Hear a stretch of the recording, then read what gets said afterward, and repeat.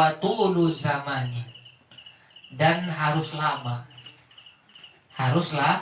lama. Nggak bisa ngaji sebulan terus ngajar.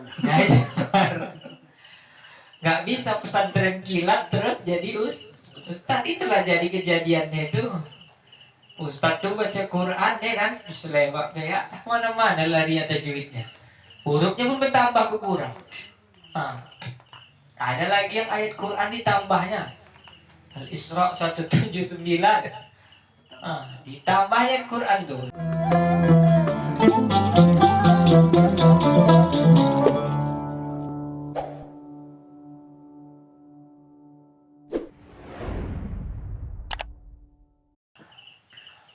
Kalau kita ini menuntut ilmu ini, ikuti sajalah apa yang dikatakan oleh Al-Imam Muhammad bin Idris Asy-Syafi'i.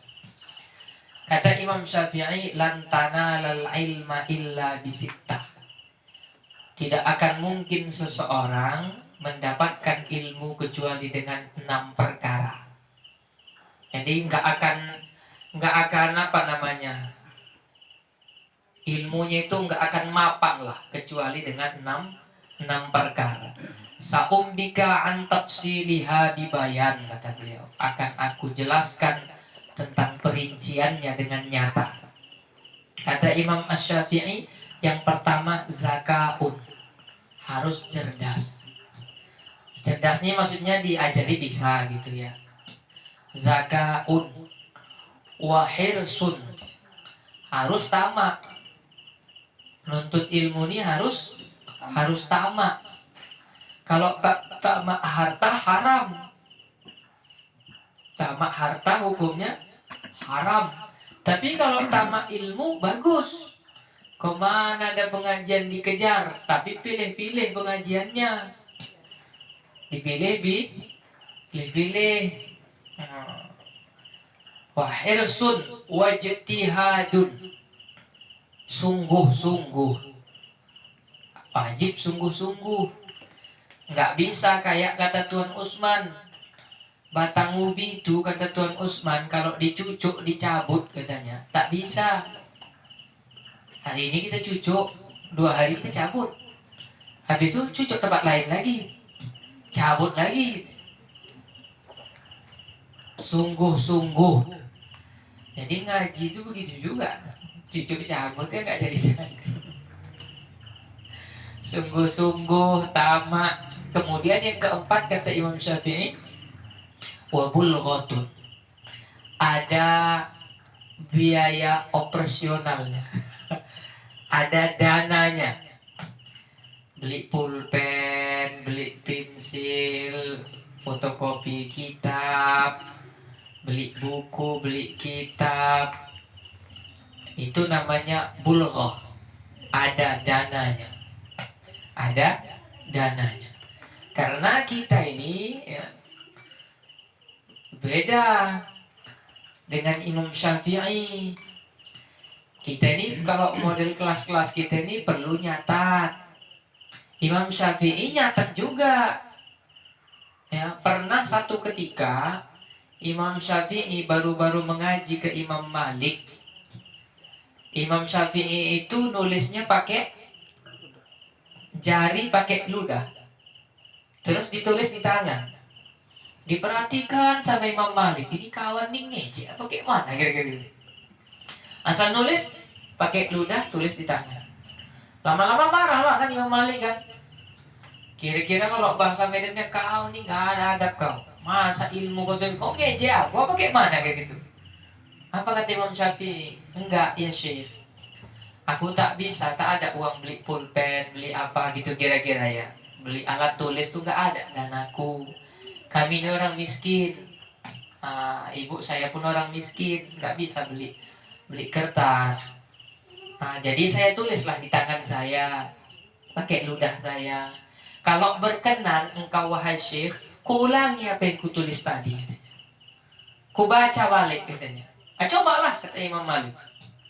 Dibacanya. Kita baca semuanya. Dari mulai awal ngaji sampai akhir ngaji. Nah kita ini belum kayak gitu, ya kan? Nah, kita kayak gini bau udah gitu. Makin bau, bukan nulis ilmu, makin bau jadi ya. Itulah luar biasanya kesungguh-sungguhannya Imam Asy-Syafi'i di dalam menuntut ilmu sampai akhirnya Allah berikan kelebihan dia. Itu Imam Syafi'i beda sama Imam Samudra kan. Imam Syafi'i itu otaknya cerdas, gitu ditulisnya dia langsung hafal. Kalau awak udah ditulis, direkam, udah semuanya udah, tapi hafal gak juga gitu. Itu luar biasanya kecerdasannya Imam Asy-Syafi'i. Makanya dipuji oleh Imam Malik. Ulama-ulama memuji. Sampai ya ada ulama mazhab Hanafi di India namanya Imam Ad-Dahlawi memuji kecerdasan Imam Syafi'i.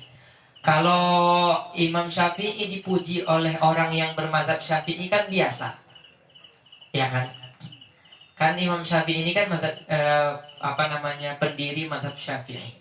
Kalau yang muji Imam Syafi'i itu Imam Nawawi gitu, Imam Ghazali, biasa. Karena mazhabnya Syafi'i. Tapi yang muji dia bukan orang mazhab Syafi'i, orang mazhab Hanafi mujinya. Kemudian kata Imam Syafi'i syarat yang kelima katanya wasuhbatu ustadi. Harus ada gurunya.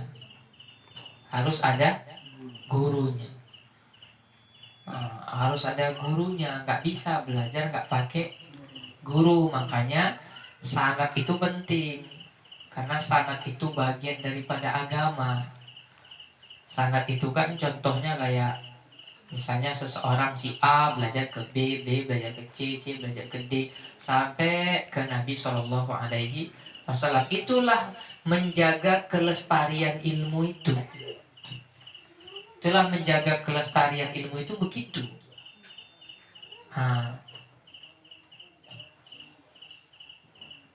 Kemudian yang keenam, wasuhbatu ustadzin wa tulu zamani. Dan harus lama. Haruslah lama. Nggak bisa ngaji sebulan terus ngajar. Nggak bisa pesantren kilat terus jadi ustad. Itulah jadi kejadiannya itu. Ustad tuh baca Quran ya kan, selewat ya, mana-mana lah dia tajwidnya. Hurufnya pun bertambah berkurang. Ada lagi yang ayat Quran ditambahnya. Al-Isra 179. Ditambah ayat Quran tuh. Setahu aku yang nambah-nambah ayat tuh Syiah. Karena Syiah berkeyakinan Quran yang ada sekarang tuh sepertiganya. Sisanya diondoin katanya. Ini dia pula yang nambah-nambah ya ayat Quran itu ya. Tuh tulus zamanin, harus panjang masanya.